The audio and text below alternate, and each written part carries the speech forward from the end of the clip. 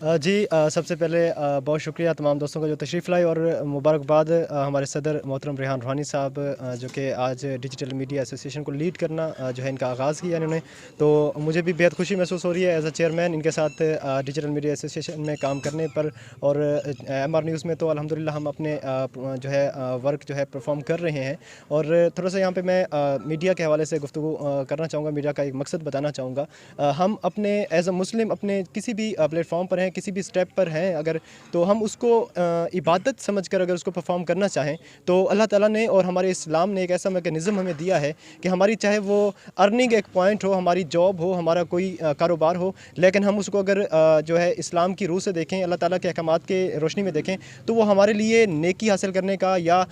लोगों की खिदमत करने का एक ज़रिया होता है। तो हमारा कोई भी काम हो, कोई भी जॉब हो, तो वो एक असल में वो क्या है, इस्लाम में इबादत करने का एक ज़रिया होता है अगर हम उसको समझें, और इबादत के ज़रिए। इसी हवाले से मीडिया जो है एक लोगों की जब दर्द को, लोगों के मसाइल को दूर करेगा, तो वो अल्लाह ताला के यहाँ जो है नेकी समझी जाएगी और उसको अजर जो है हमें मिलेगा। तो इंशाल्लाह इसी विजन के साथ हम रेहान रूहानी साहब के साथ इंशाल्लाह कंधे से कंधा मिला के खड़े हैं, और इनकी सरपरस्ती में हम बेहतरी की तरफ अपनी लैया की आवाम को बेहतरी की तरफ लेके जाएंगे, तो हम इंशाल्लाह खुशकिस्मती महसूस करेंगे। बहुत